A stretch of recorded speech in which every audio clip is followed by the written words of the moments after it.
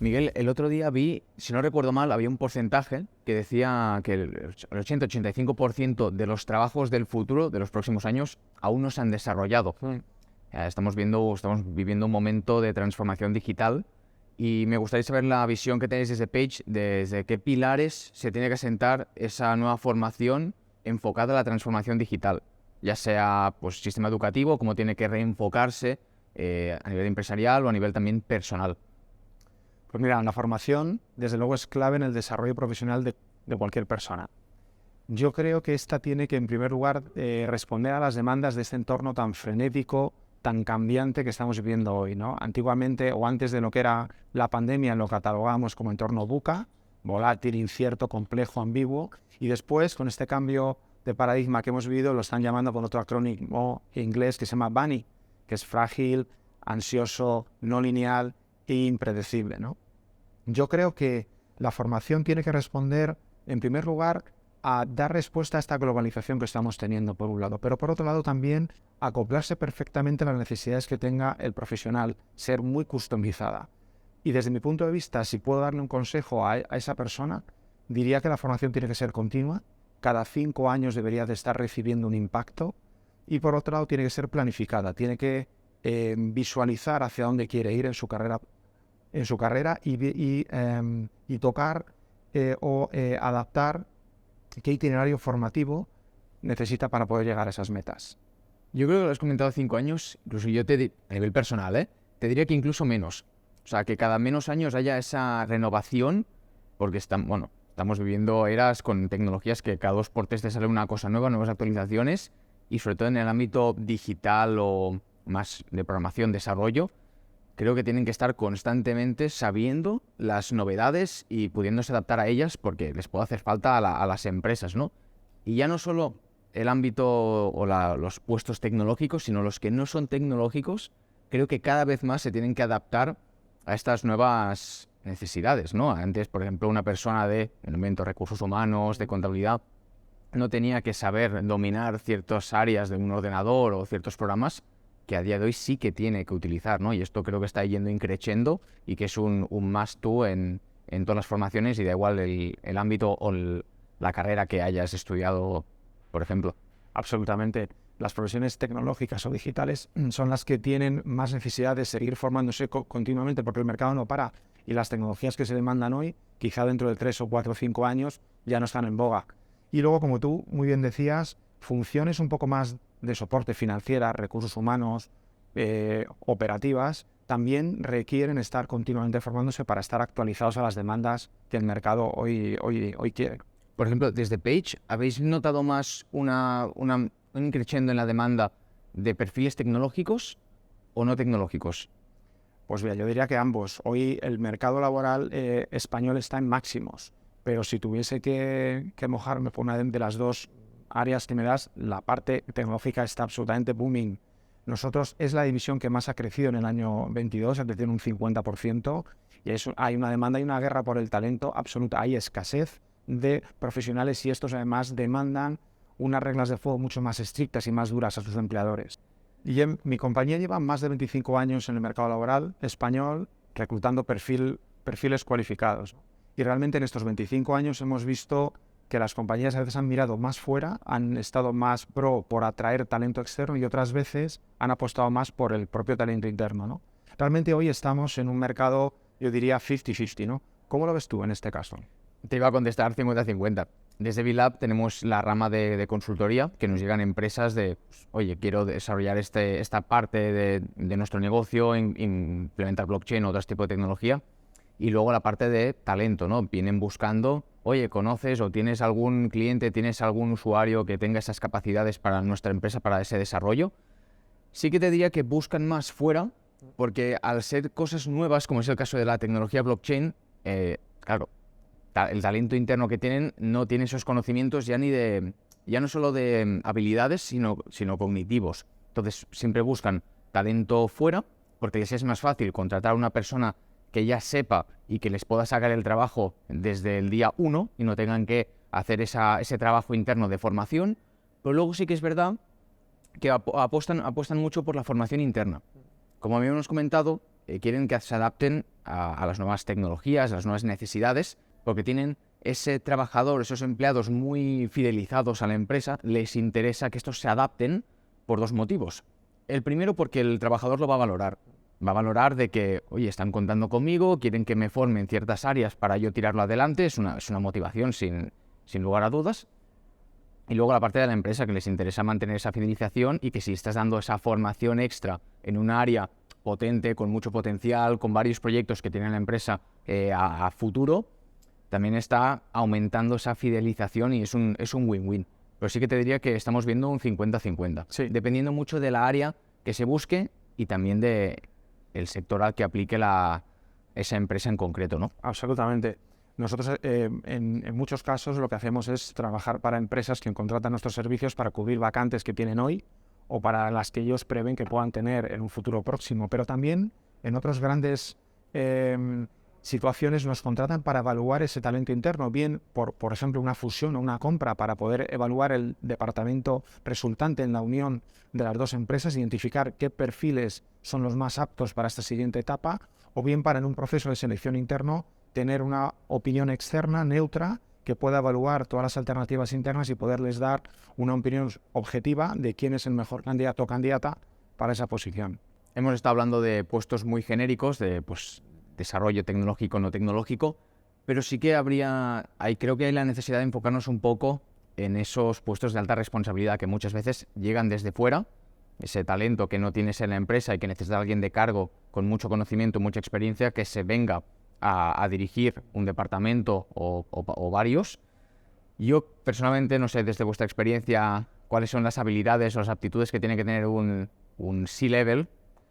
Para mí creo que primero tiene que ser una persona empática, con actitud positiva, porque si tiene que dirigir a personas, tiene que entender cada una de esas personas cómo se siente, por qué se comporta de esa forma, y tener esa capacidad para entenderles y dar esa solución a nivel profesional o personal, porque muchas veces cuando no estás bien personalmente afecta al ámbito laboral. Y luego sí que creo que tiene que tener, como al final es un C-level, tiene que tener esa experiencia dirigiendo equipos. Y esto te lo da el tiempo. O sea, no hay una fórmula secreta que te diga, no, pues para ser un C-level tienes que hacer esto. No. Al final te vas curtiendo con el tiempo. Y sí que creo que son de las personas que tienen que estar más a la vanguardia de lo que está ocurriendo fuera, para ellos transmitir ese mensaje o esas nuevas oportunidades, esas nuevas visiones o objetivos del roadmap que vayan surgiendo en base a cómo vaya evolucionando el mercado. Son los que tienen que dirigir un poco la batuta para que el trabajador tome conciencia de la importancia de esas cosas, porque si yo soy un C-level y te implemento algo sin darte una explicación, la gente no está acostumbrada al cambio. Somos gente que está muy, muy tranquila haciéndolo de siempre, y cuando le damos una nueva herramienta, un nuevo objetivo, si no entienden el por qué o cómo les va a afectar a ellos, primero de forma positiva y luego al entorno, no lo acogen de la mejor manera. No sé tú cuáles crees que son las aptitudes que tiene que tener un C-level en este caso, o lo que has visto con tus años de experiencia. Han ido cambiando con el paso de los años, pero en esta última etapa hay un denominador común súper claro de lo que son las competencias y características más demandadas en perfiles directivos. Yo te diría que hay muchas, ¿no? Pero si tuviera mismo que destacarte las más importantes, yo diría que primero tiene que ser alguien que sepa conjugar y dar su mejor versión en este entorno tan cambiante en el que estamos viviendo hoy, que es, como hablábamos antes, frenético, impredecible. Ser camaleónicos. Por otro lado, tiene que ser alguien que tenga un equilibrio entre el corto plazo, entre la ejecución del día a día y la transformación en el largo plazo. Tiene que combinar bien la táctica, la operativa, con la estrategia. También diría que tiene que ser un profesional que sepa tener el dato, interpretarlo correctamente para la toma de decisiones, que practique un liderazgo inspiracional basado en el ejemplo, empoderando a las personas que tenga a su alrededor, personas humildes. Y yo te diría que también para mí es importante que sean personas con valor, es decir, valientes en la toma de decisiones y con valores, que pongan la ética y el compromiso con todo su entorno, sean clientes, personal, partners, el medio ambiente, la sociedad, que sepa poner en valor todo eso y que todas las decisiones giren en torno a ello. Bueno, al final es que trate a todos de la misma manera. Como siempre se dice, ¿no? Que trata a la gente como te gustaría que te tratasen a ti. Creo que es lo mismo, ¿no?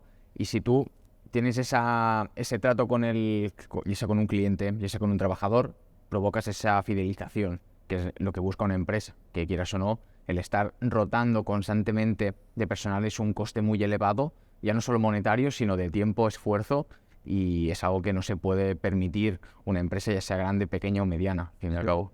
Mi compañía este año, fíjate, ha intermediado en más de 10.000 puestos.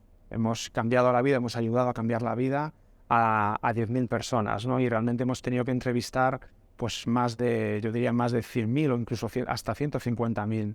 Realmente es un denominador común que se repite, tanto en la oferta como en la demanda. Las partes buscan propósito, buscan valores, buscan un liderazgo humanista que realmente trascienda de lo que es la empresa como se entendía anteriormente y que se centre mucho en la persona y en el impacto que tiene con todos los stakeholders que la rodean. Esto luego creo que lo hemos comentado antes, es la customización, que es de lo que estamos hablando ahora. Ya no se trata de todos hacer lo mismo o tratar A, B, C, sino es tú de una forma, o sea, tratarlos bien a todos por igual, pero adaptándote un poco a ese perfil en concreto, ¿no? Y ya no solo a nivel interior, sino cuando estás contratando gente, que esto lo hablamos ahí fuera de cámaras, esa customización de que sobre todo los perfiles muy demandados actualmente, que sobre todo son las partes más tecnológicas, más de desarrollo, Sí. son los que dirigen, o sea, tienen ellos la sartén por el mango. Entonces tienes que adaptarte mucho a esa persona, a esas necesidades. Y algo que me he dado cuenta estos años es que las personas ya, o sea, ya no buscan ya no únicamente se fijan en la parte monetaria de un contrato laboral, sino que buscan más esa también conciliación familiar, esas opciones de poder teletrabajar, por ejemplo, después del COVID. Buscan un poco más sentirse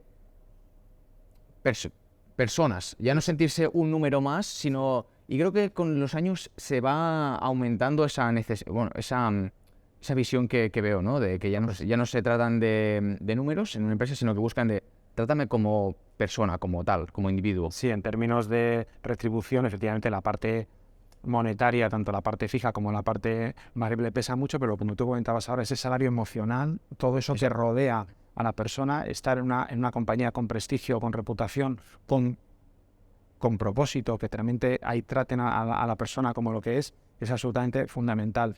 Yo creo que para atraer y fidelizar talento es importante lo que tú decías hace un momento, saber crear una empresa para cada uno de ellos, saber entender qué expectativas y qué demandas cada persona tiene en cada momento de la vida, porque si quieres tener una relación de largo plazo con ese empleado, pues vas a pasar muchas cosas juntos, y saber devolverle la empresa que él espera en cada momento de su vida. Cuando una empresa no se adapta a los cambios, no va tan rápido en esos cambios como el exterior, hay un problema muy grave y es la extinción de esta tarde o temprano.